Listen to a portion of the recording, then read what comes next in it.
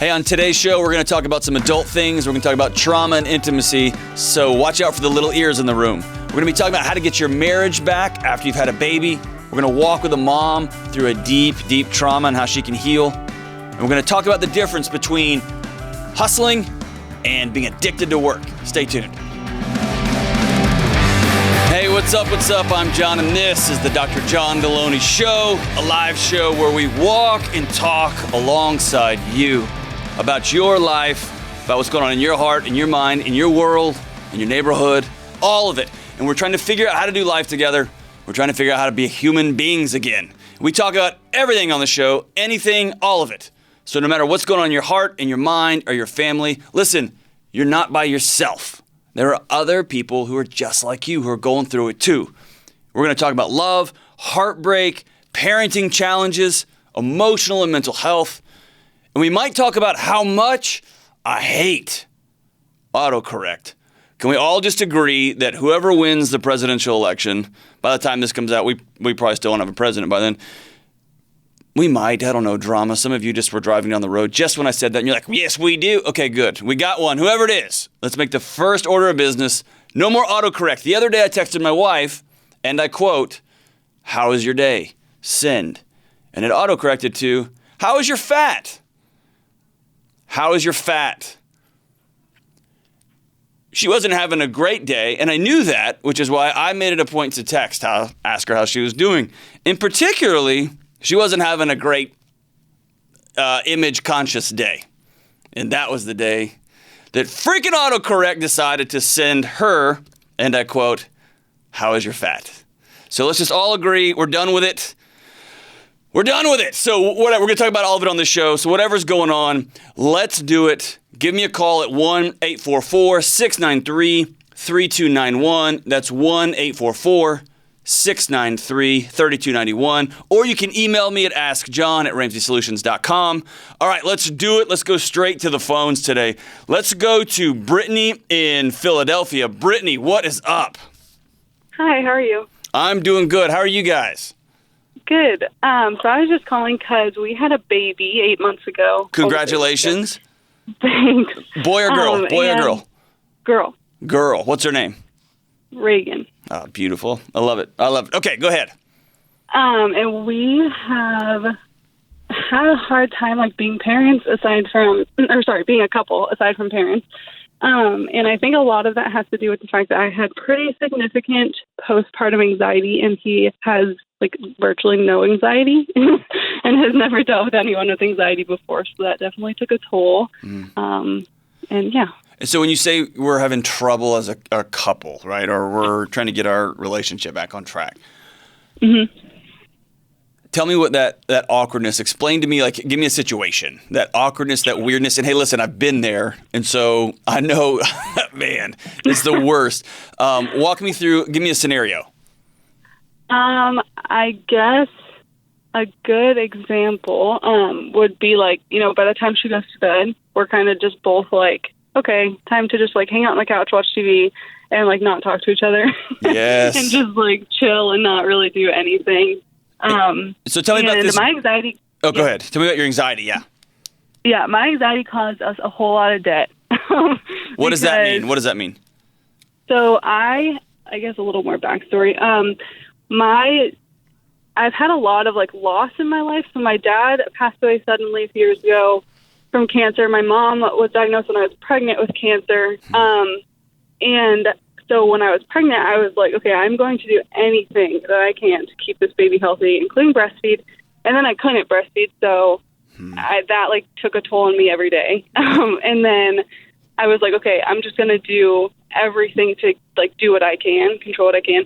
So if I bought a box of diapers and the next day I saw a more organic brand, I'd be like, oh, we got to go buy this, even if it means putting it on a credit card, which was totally unreasonable. And my anxiety is much better now because I got help for it, but it's just definitely caused debt and stress, and he didn't know how to deal with it. And so, yeah. So how has he contributed or tried to help? You don't need to do that. Everything's okay. Kind of like you would explain a fixer. Gotcha. He tries to give you some good information to where one day you'll be like, oh, you're right. I shouldn't be anxious. Thanks, man. I hadn't thought of that. Okay. Yeah. But then a lot of the times it would end up, he'd like get frustrated and just be like, fine, just go buy it. Sure. And then, So who do you have in your sphere that when things start spinning out, when you get frustrated or your heart starts racing or you wake up with those just brutal, intrusive thoughts, who do you go to? Who do you call? Who do you text? Who do you go see? Sometimes my mom. Okay. But usually I kind of just keep it to myself. Okay. So I want to change some of your language a little bit and then work on a game plan. Is that cool? Mm-hmm. So I want to reorient this idea that anxiety caused your XYZ. Anxiety caused your, like when you just get spinning out about diapers and they got to be super organic, and then there's the super organic brand and the whatever, and then you look it up on the internet and it's like, if you put these on your baby forever, their mitochondria won't grow, and whatever the caustic thing is, right? That's less anxiety. That's more expectations. That's more exhaustion. That's more your body recalibrating chemicals and hormones. That's more loneliness. Anxiety is the heart rate, the intrusive thoughts, the can't stop, the waking up in the middle of the night. All that's doing is letting you know that you don't have these other things. And so what I like to do is take anxiety when you feel it and just go, okay, what is my body trying to tell me?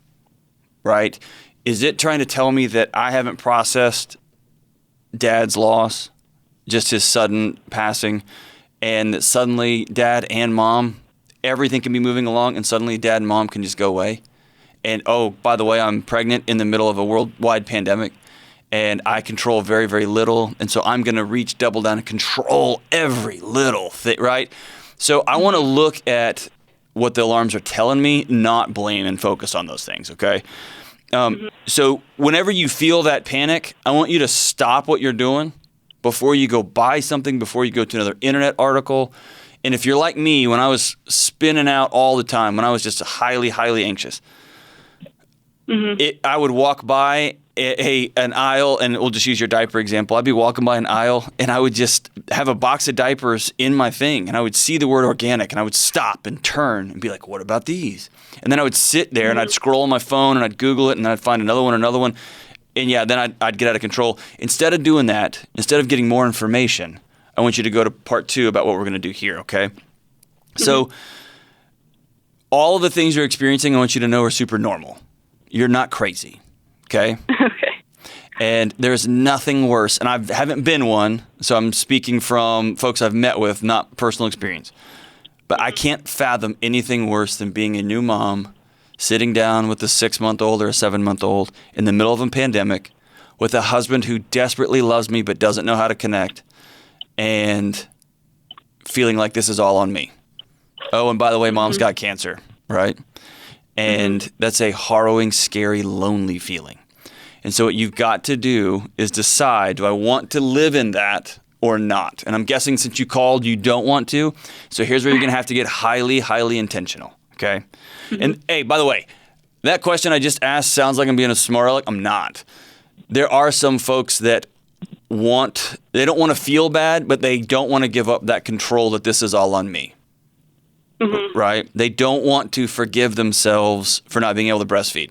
They don't want to forgive themselves for my kid is crying in the middle of the night, and I looked it up online, and he's supposed to already be sleeping, and he's not, and so I've got the one crazy kid, and he's probably got right?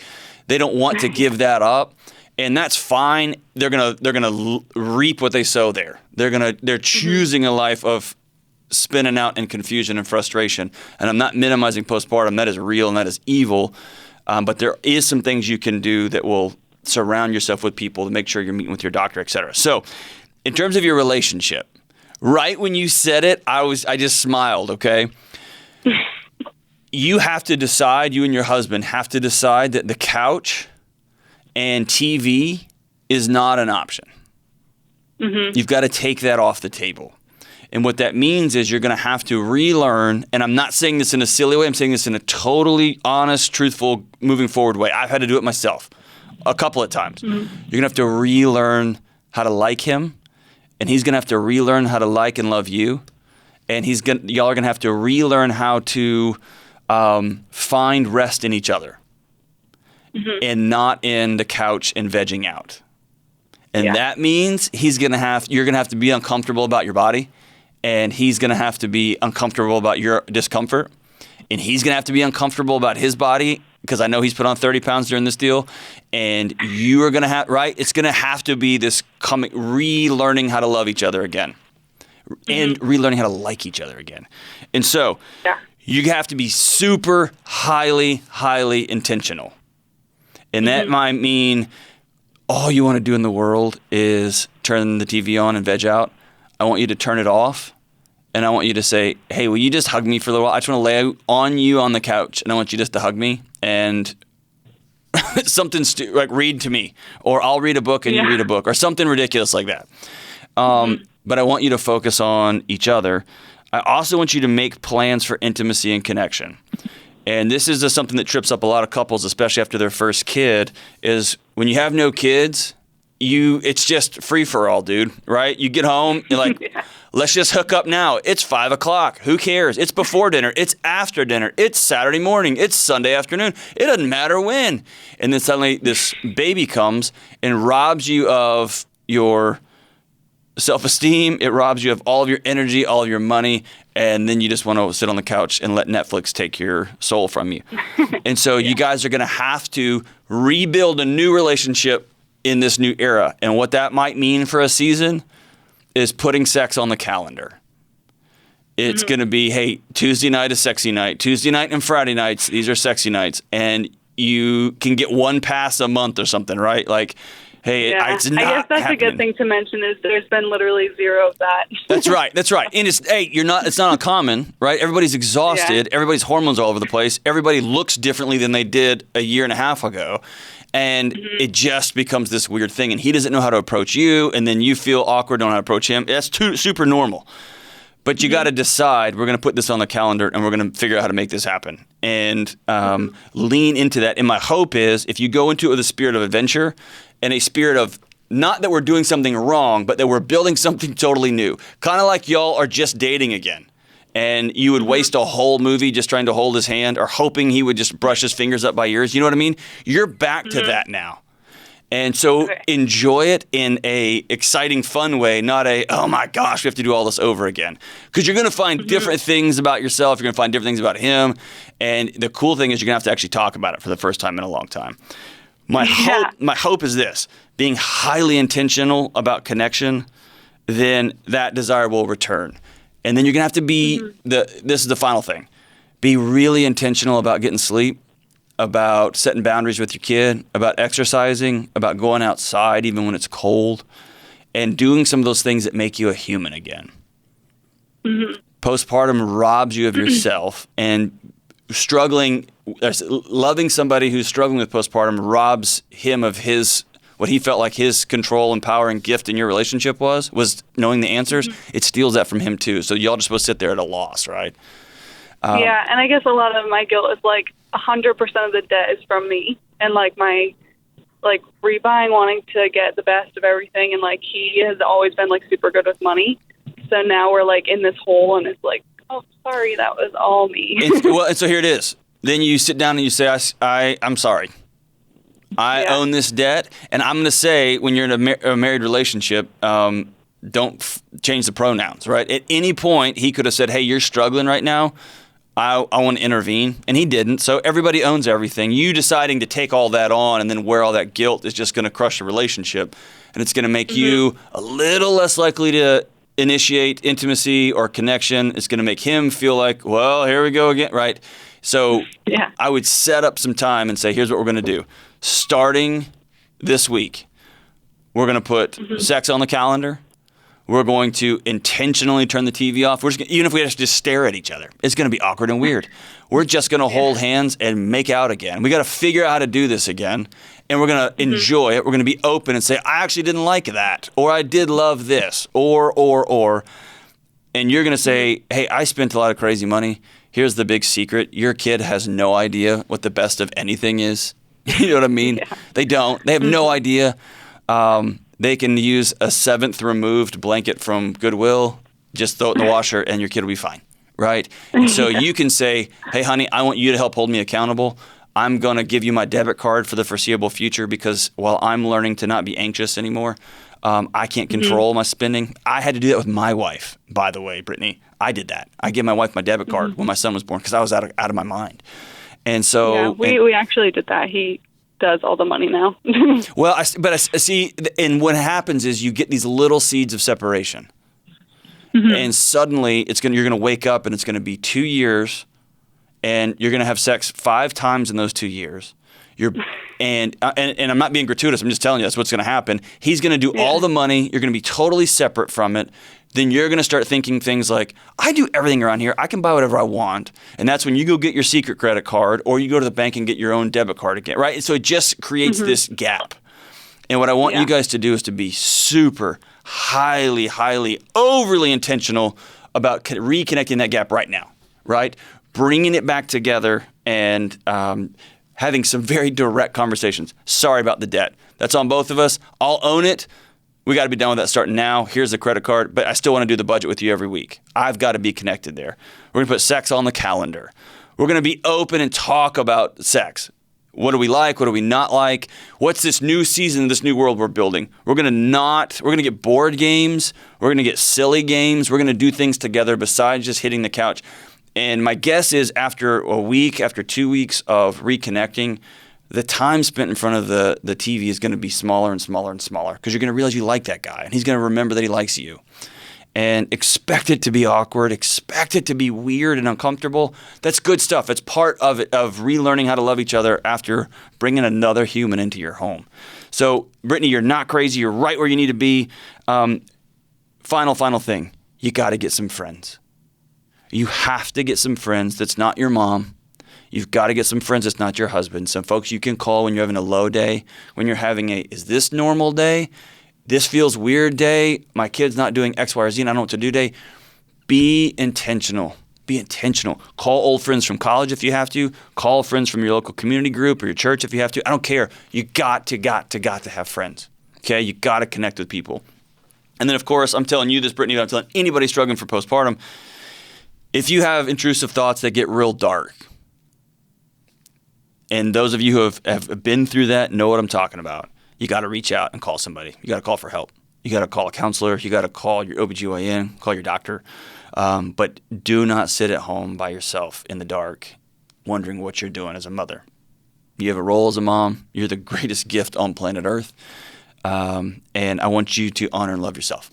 So, Brittany, you are the best. Thank you for the call. I'm so excited for the beautiful little Reagan. She's going to have 2 awesome parents.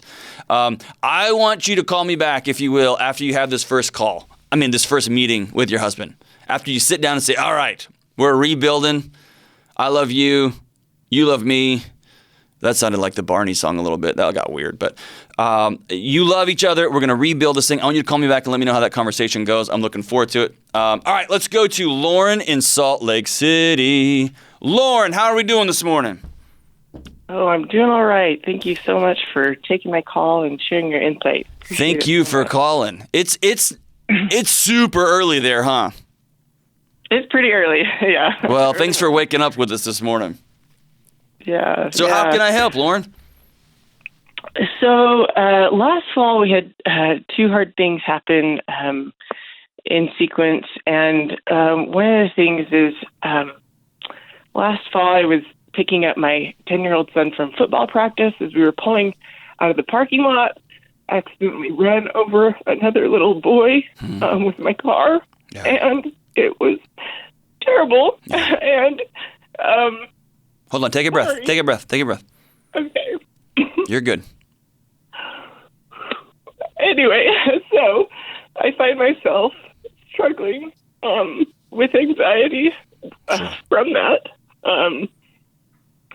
Here we are in football season again, and I'm finding myself not wanting to, pick him up from practice again. Yeah, of course. And even go to his games or anything. And so I'm just, and the little boy is okay. He's all right now. So just to throw that in there, but so take a breath, and I'm going to recap while you're taking a breath. Okay, so last year during your little boy's football practice, you're leaving practice and you accidentally ran over another little boy in the parking lot. And when people think of that, and again, I'm not going to be overly gratuitous, but I've been in these trauma situations, and I want people to understand what happens in your heart and mind here. My guess is there were yells and sounds and things that you saw that people are not supposed to hear and see. Is that right? Oh, yeah. Okay. Definitely and not good visuals. Yeah, there you go. And those things replay themselves over and over and over, right? And then all of a sudden that the boy's okay, right? He recovers. Yeah. He's running around like a normal little boy now? He is. It was a miracle, really. Yeah, he's totally fine. And the family, do they hold you responsible? Do you still connect with them? What's that relationship like? No. They're, I force myself to, go see them afterwards, just so I could see him normal, Sure. Not in that state, and, to tell her, just give her flowers and stuff. She was nice, of course, in the moment that was not good, but, Sure. Afterwards, she was very nice, and, yeah. Well, I'm proud of you for doing that. That's a hard thing to do, and that was an act that will serve you years to come. Seeing him with your own two eyes running around, seeing that family again, that's going to pay dividends years down the road. And so now it's football season again, and you don't want to even go near that place. You don't want to be around that place. And you said there was two things going on. What's the second thing? Oh, well, the second thing was like the day after that happened, I was, obviously having a hard time and stuff. And my husband found out his mom had passed away unexpectedly, and so. Jeez. Okay, hold on a second. That was. You passed that along dismissively. You're like, oh, and by the way, I went and got burritos at the local gas station. Like, no, that's a big family trauma, right? It was. Yes. It was. And so my guess is you didn't get to grieve at all. You turned into taking care of him, taking care of everybody around. Is that right? Yeah, that's exactly right. He looked at me and he just said, I need you right now. Yeah. And I just, I knew that he did. At that point, we knew the little boy was going to be okay. And I just was like, okay, And so I just really pushed everything down and didn't really, I don't know. I think I just ran away from it. And so. Well, you ran away in the name of duty, right? Yeah, right. So if you think of your feelings, you took yours with two hands and you compress them, and another word for compress is to depress, right? You depressed them down so that you could take care of your husband and your husband's family and probably your kids, and because they lost their grandma. And you did a noble thing and a hard thing. In counseling, we call it leakage, which is if you don't deal with past trauma, they will eventually make their way out, usually at a real inopportune time. They don't ever go away, right? And lucky for you, and I'm saying this on purpose, lucky for you, they're coming out a year later, and they're coming out in a situation that I think that you're going to be able to rally your heart and mind around and heal from, okay? Yeah. So tell me about the intrusive thoughts. What pops into your head when you're driving down the street, when you pull into a grocery store parking lot? Tell me about that. I think I don't know, like if I feel a bump, under the car or something. Your whole body just floods, so right? Yeah. Yeah, just, heart rate, just sometimes I feel like, oh, this is a little dangerous, Yeah. Anyway, I do feel like I have like these anxiety attacks, and eventually they kind of fade and I'm okay. But, I feel like I don't want to go to that parking lot again. And, I feel like I'm not supporting, I don't know. Yeah, totally. I feel like I'm not. So one last question I've got for you as I'm kind of wrapping up what we can do here, or wrapping my head around what I can recommend for you. Do you still wake up? And I'm saying still because I 100% know I've met with 1,000 people in your situation. That's probably an overstatement, but do you still wake up in the middle of the night? Or has that gone away? Not waking up as much. When you wake up, is your heart racing already, or are you able to wake up or are you able to sleep a full night? I'm sleeping okay. Oh, that's awesome. Awesome. Yeah, good. So. Yeah. Okay.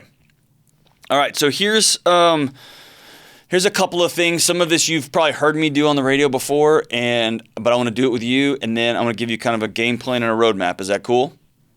Yeah, that sounds great. Okay. Here's the first thing. You have to decide, and only you can decide this, okay? You have to decide that this is not going to be your identity and that you don't want to keep wrestling with this.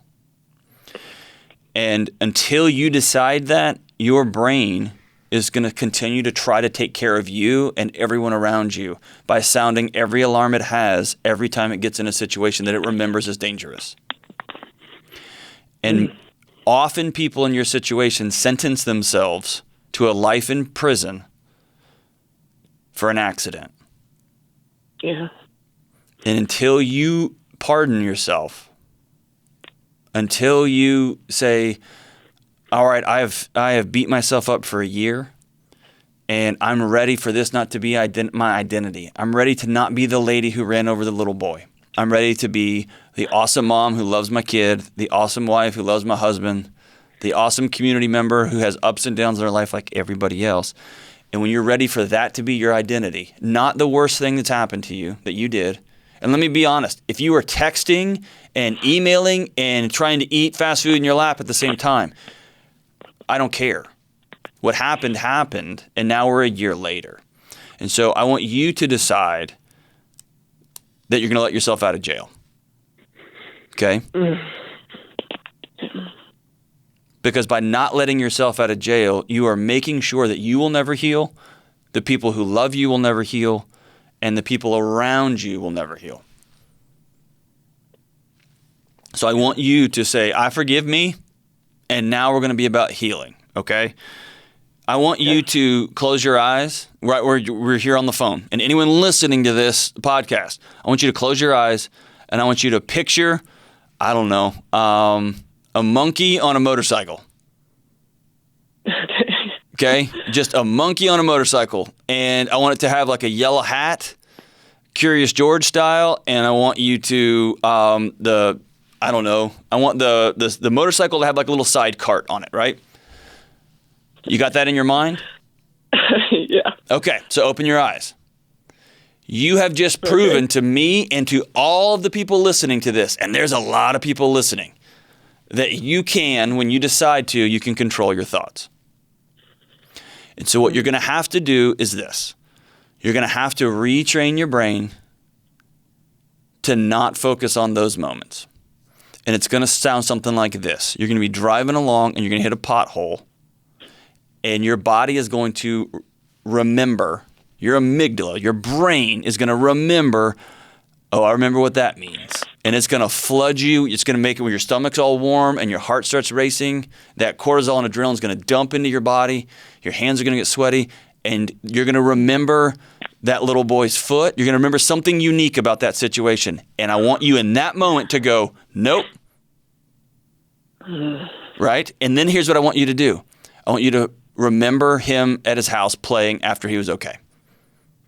You get to choose which one of those thoughts you dwell on. And your brain has a vested interest in you dwelling on the bad stuff because it doesn't want that to happen again. And it's not going to happen again because you're going to be a safe driver. You're going to recognize that was a 1 in a trillion accident that kids shoot out from behind people in parking lots all the time in ball field parking lots, and that you're going to choose to think of something positive about him. And my promise to you is over time, you will readjust that default setting in your brain, okay? It will recognize, it doesn't need me to protect myself from that anymore. The second thing is, I want you to go to that parking lot with a friend that you trust when there's nobody there on a Sunday afternoon, on a Monday morning, and I want you to practice driving in and parking and backing up and parking. But listen, in the nerd world, they call it exposure therapy, right? I don't think you need a therapist to do this. I think you need to get a friend with you. You got to have somebody. And probably not your husband, because he's going to try to teach you what you're doing wrong. You need a friend just to be with you, right? And I want you to go there and back up and pull in. And then I want you to back up and pull in. And if you need to get out of the car and take a walk, great. You're going to have a friend with you. If you need to yell and scream and cry and swear and do all the things, great. You have a friend with you. If y'all need to jam on some old Motley Crue records, whatever y'all have to do in that moment. But I want you to practice, and I want you to do this a couple of times. And then when you feel comfortable, and comfortable is not a good word. When you feel safe, not comfortable, because it's going to be uncomfortable for a while, I want you to drive your son to practice and park as far away from possible at the very, very back of a parking lot. Okay? And you are going to slowly ease your way back into this. And when you do, you're going to constantly be monitoring your thoughts for truth. Right? Okay. I want, when you have those feelings that you're a bad driver, you're a terrible person, what kind of idiot neighbor or mom would, fill in the blank, I want you to demand evidence from those feelings because they lie to you. Okay? Okay. They lie to you. And so in review, I want you to decide, and this is on your timetable, but my guess is your husband loves you, your kids love you, and they're ready to have their mom back. And my guess is that you're ready to have you back. You decide that this is not going to be your identity. You are not the worst thing that you've ever done. You're not. And that you want to heal. You're going to let yourself out of the prison that you've placed yourself. Okay? Number 2, I want you to start practicing controlling those thoughts. And it's going to be a pain and it's going to be hard, and it's a daily thing, right? And then the number 3, I want you to get a friend or two, make an event of it, and I want you to go when that parking lot is empty and practice driving in and backing up until you can do it to where your heart rate is just normal. And then the final thing is I want you to take your son to practice and park as far away from everybody as possible in the far corner of that parking lot, and you're going to slowly ease yourself back into this, okay? Very few people will be watching and staring at you, and you think they're all going to be remembering you as the lady that did XYZ. They're not. They're worried about their own drama, their own election nonsense, or their own COVID. They're worried about that stuff, okay? Yeah. So when I tell you those 4 things, how does that hit you in your heart? Scary initially, but yeah, scary. But I think that would help. Just I can see how that would help to go there with nobody there, and it's not so similar, and try to kind of work through that, and controlling my thoughts and not letting Lauren, my thoughts get away from me. Lauren, you've got to let you off the hook. You are the last person to forgive you, and today is that day. Okay? So when we get off this call, I can hear it on you. I can hear it on you. When we get off this call, the first thing I want you to do is to go into your bedroom or go into a home office or go into your garage, and I want you to write yourself a letter that says, I forgive you. And I want you to address it to you. You got it?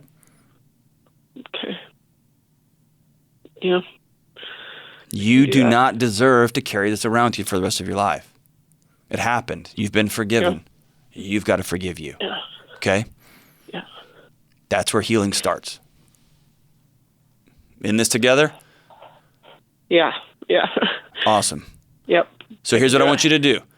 After you go to the parking lot a few times, I want you to email me back. I want you to call me, and let me know how that went. I want to know how your heart was racing, how your friend was cheering you on or making fun of you if they're a friend like I have, and laughing. I want to know how that went. But I know you can do it. And for crying out loud, Lauren, you've got to forgive you. And everyone listening to this, everybody is involved in accidents. Everyone does things that they wish they could have back. They all make mistakes. And we just live in this world where nobody forgives each other anymore, especially ourselves. And that's got to stop, because you just live out of your pain then. You live out of these bricks in your backpack that you're the only one putting them in there. So Lauren, set the backpack down. Write yourself a letter today that says, Dear Lauren, this happened and I'm sorry. And I forgive you. You're a good mom. You're a good wife. You're going to heal from this. And the healing starts today with letting you off the hook. Awesome. Thank you so much for that call. All right, let's go to Rebecca in Tampa, Florida. Rebecca, what is up? Hi, Dr. John. Thank you for taking my call. Thank you for calling. How are you? Pretty good. Excellent. Definitely have an interesting question for you. All right, bring it on. Let's do it. So my husband and I are really at a crossroads with my in-laws and family. My niece, who's a very young minor, recently gave birth to a baby with her boyfriend, who's also a minor. How young minor? 15. Ooh, okay. Yes. It's a very complicated and tough situation. Right now, the mother, my niece, is trying to decide what to do with the child. What is... Okay, go ahead. Sorry. That's probably another call. Crossroads. Yeah, the crossroads is that there are a couple options on the table, and a few of them are very tough, maybe possibly even unsafe options for the baby. And my husband and I don't know how involved to get to fight for, the best situation for the child. So if there is less than optimal situations or things that you wouldn't do, that's one thing. If there's ever, in any circumstance, in any neighborhood, in any home, in any family system, a situation where a kid is not safe, then my expectation is that every adult in the neighborhood, in the family, walking down the street, every stranger goes into that situation kicking and screaming on behalf of that child. That's my 2 cents on that. So give me an example of what you feel is uncomfortable or a little bit weird. You're being kind of vague. So walk me through a couple of situations here. Okay. So the first option is that my sister-in-law has offered to adopt the baby. She still lives at home with her parents and a couple other of her siblings that are in their mid to late 30s. One of them struggles with substance abuse and is really, really deep in that. It's been many, many years and is not someone that I would consider safe around children or babies especially. Okay. He's known to be violent with animals, never been abusive towards a kid that we know of, but has also never lived with one. Sure. So that's situation number one. Okay, they're going to be, and I want to parse that out real quick. She might get adopted by her sister, right? Sister-in-law, or her boyfriend's sister, right? No, so it's my niece's aunt, my sister-in-law. Okay, your sister-in-law. Okay, so she might get adopted there into a house where there's a bunch of adults living there, which wouldn't be how you would draw it up, but isn't necessarily a bad thing. There's lots of families that have lots of interesting intergenerational dynamics and people coming and going, and that may not be how I draw it up, but I'm not always have a problem with that. Particularly, there's lots of different ways that culturally that families live together, and that's beautiful, and it's okay for how they choose to do it. It's not how I do it, but it's how they do it. But then you added another thing, which is there's somebody there that's an addict, that's got violence history towards animals, is not a safe guy, and you were worried about a baby being put in that environment. Okay, so that's number one. What's the second one? Yep. The second one is that at this young age, they're encouraging her to go out on her own and raise the child, which is scary for us because, her and her boyfriend, they are both very young, and they both come from broken homes and haven't had a great example of what it should look like to raise a child. That's a really tough road to hoe for a 15-year-old girl by herself out on her own. Are y'all in a position to take her in? What's your solution to that challenge?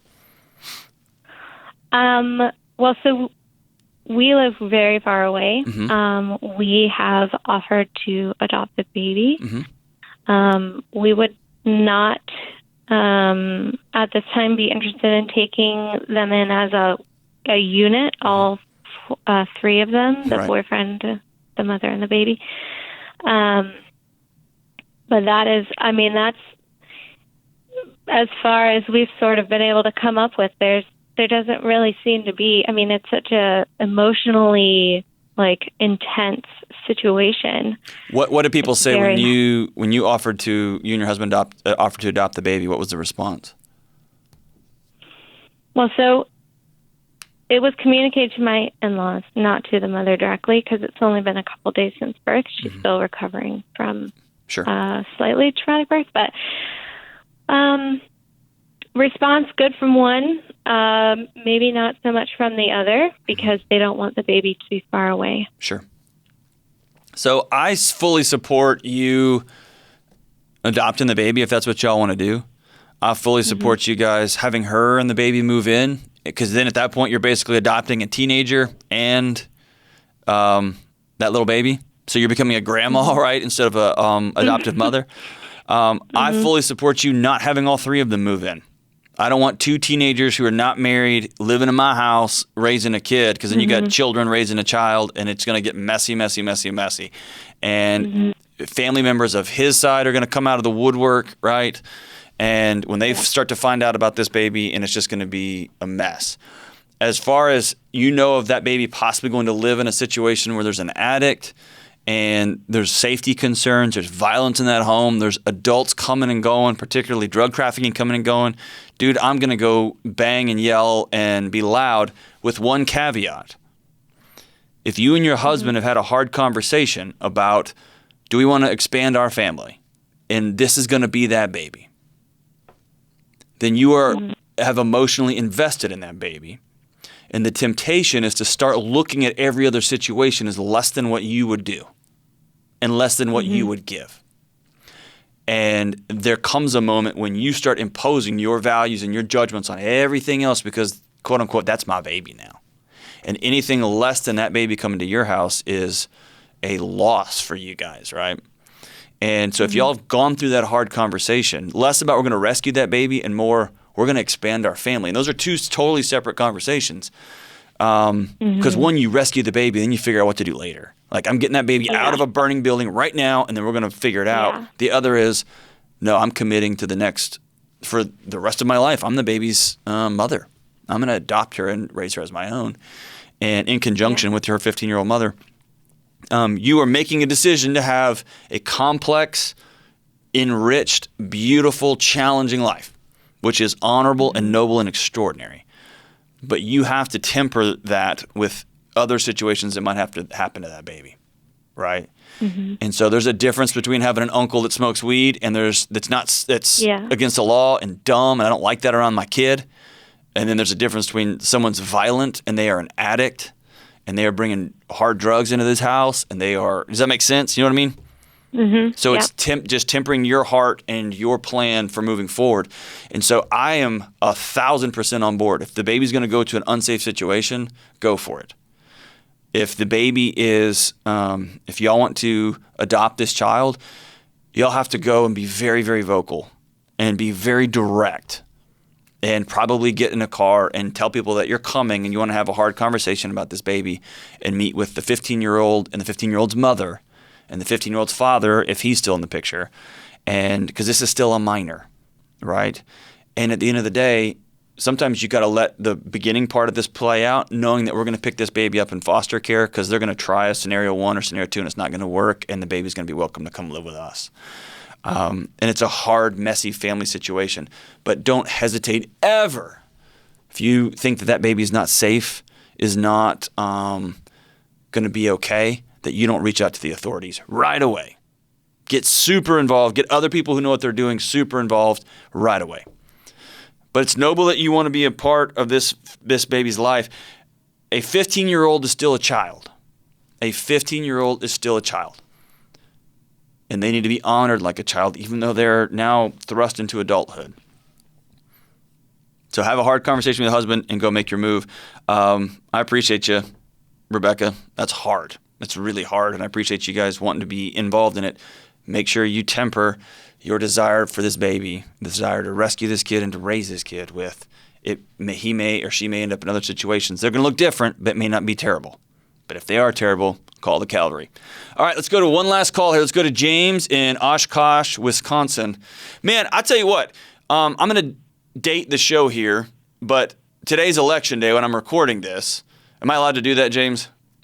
And the 3 calls today have been from Pennsylvania and Florida and Wisconsin. The swing states, man. Good for you guys. All right, so James, so what's up, brother? From Oshkosh, Green Bay. What's up? Hey, Dr. Delony. How are you doing this morning? I'm doing good, my man. How can I help? Just first off, wanted to tell you how much I'm loving the show so far. It's been a great addition to the Ramsey network. Thank you so much, brother. I appreciate it. So I just had more of a brief question where I was wondering if you could provide some clarification. You got it. What's up?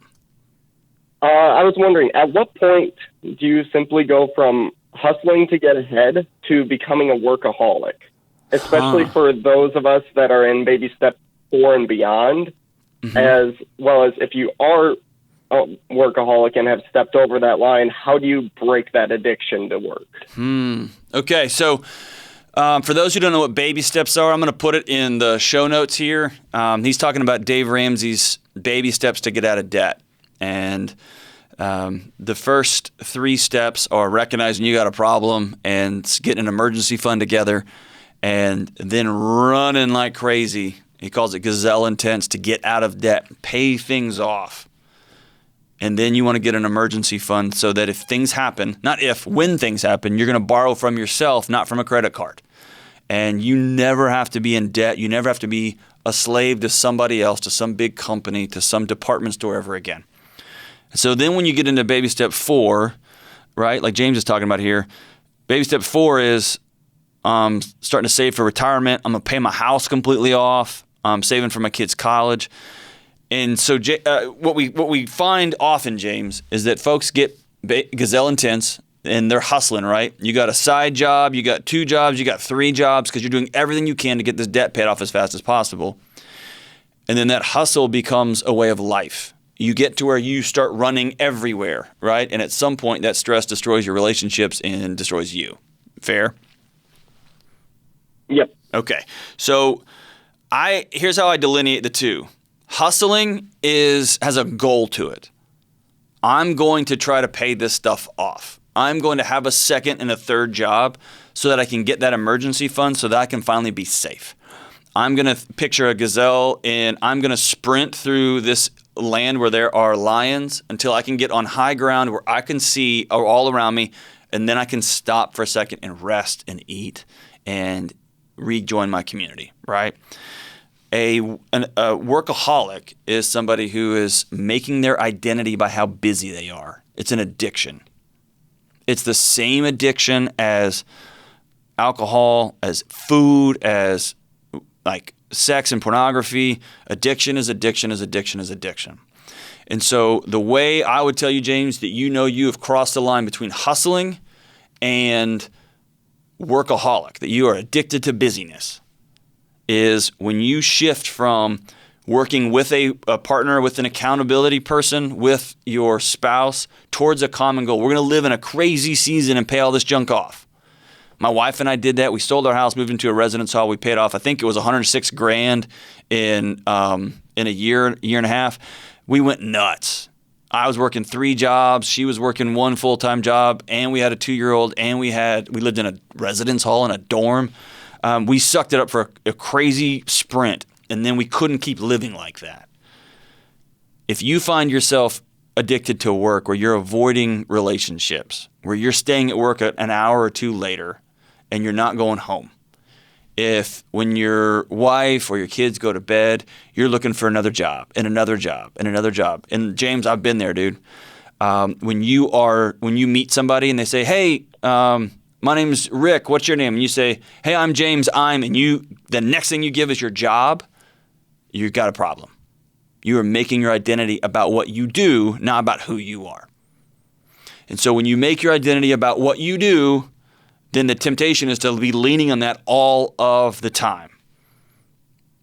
And I will tell you now, I'll tell everybody this over and over and over, especially men are socialized to have their value and their worth beyond what they achieve, what they accomplish.